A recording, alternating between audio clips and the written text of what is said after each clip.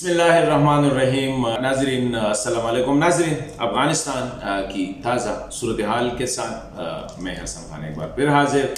नाज़रीन, आज छठा दिन है और अफ़गानिस्तान में हुकूमत साजी के हवाले से बातचीत जारी है तालिबान और अफ़गान सियासी क़यादत के दरमियान।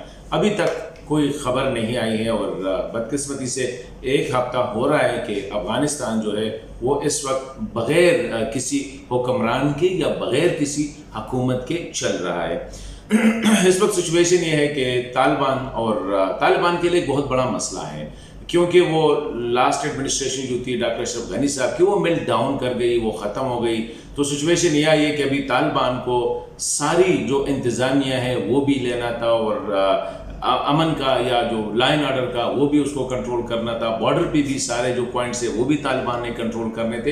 And I think Taliban were not prepared for this. Taliban समझ रहे थे कि हम काबुल चले जाएंगे और हमें जो हुकूमत जब दी जाएगी तो सारा एडमिनिस्ट्रेशन अपनी जगह पे होगा। मतलब है कि सारे इदारे, सारे अशास, सारे अफराद अपने अपने काम करते जाएंगे, हम सिर्फ ऊपर से जो है उनकी जो लीडरशिप है उसको अपने हाथ में लेंगे। लेकिन ऐसा ना हुआ।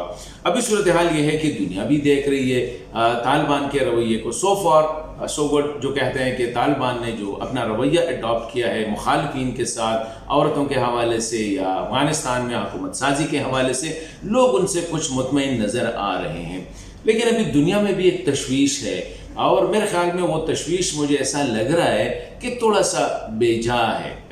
मतलब ये है कि not well placed. The reason is अभी तालिबान जिस पोजीशन में आ गए हैं, थोड़ा सा स्पेस उनको देना चाहिए, थोड़ा सा, क्योंकि अफगानिस्तान में सबसे बड़ा मसला जो है, मैं शुरू ही दिन से कहता हूँ, वो अमन का है। 40 साल से अफगानिस्तान में ऐसा दिन नहीं गुजरा होगा जो बग़ैर बम ब्लास्ट, खुदकुश धमाका वगैरह के वो गुजरा हो।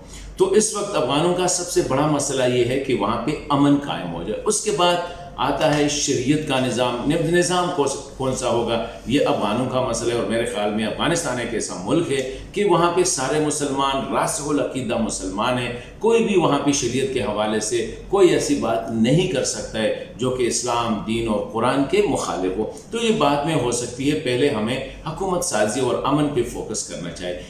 इसी तरह ख़वातीन के हवाले से मेरे ख्याल में ये मसला भी लेटर ऑन हल हो सकते हैं, बहुत से मसाइल। लेकिन इस वक्त मैं समझता हूँ कि दुनिया वालों को भी तालिबान के लिए स्पेस कम नहीं करना चाहिए, थोड़ा सा उनको स्पेस देना चाहिए। ये मसाइल अभी से उन पे एंटेना, रेडार जो है फोकस करना कि खातून के साथ उसने किस तरह बात की, मुखालिफिन के साथ किस तरह बात की, हुकूमत साजी में इसका क्या रवैया है। मेरे ख्याल में इन बातों को, अगर ये प्यूनिटिव मेजर जो यूरोप ने लिए हैं, जो अमेरिका ने लिए हैं, ये बाद में भी लिए जा सकते हैं। लेकिन इस वक्त हमें जो फोकस, जिस तरह चीन कहता है, जिस तरह रूस कहता है, इस वक्त फोकस हमें ये करना चाहिए कि वहाँ पे एक वर्केबल एडमिनिस्ट्रेशन, वहाँ पे एक कंसेंसस गवर्नमेंट आ जाए, वहाँ पे एक ऑल इंक्लूसिव जिसमें सारे उनके सियासी और जो एथनिक लीडर्स है, जो मुजाहिदीन, जो तालिबान, वो सारे उनमें शामिल हो। इसी तरह मैं तालिबान को भी एक बात कहना चाहता हूँ कि देखिए, तालिबान को बजाय इसके कि एज वेक्टर बिहेव करना, ये गलत होगा। तालिबान और अफगान,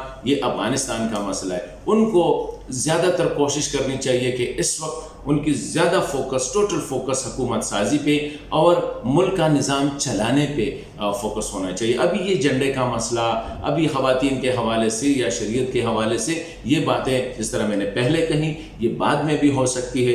अभी तालिबान पे जो रेडार फैक्ट्स है वो ये है कि क्या उनके अहलियत है कि वो मुल्क को चलाए, क्या उनमें अहलियत है कि ये जो टॉक्स प्रोसेस है इसको कामयाब बनाए। तो ये कुछ बातें थी जो मैं गोशगुजार करना चाहता हूँ।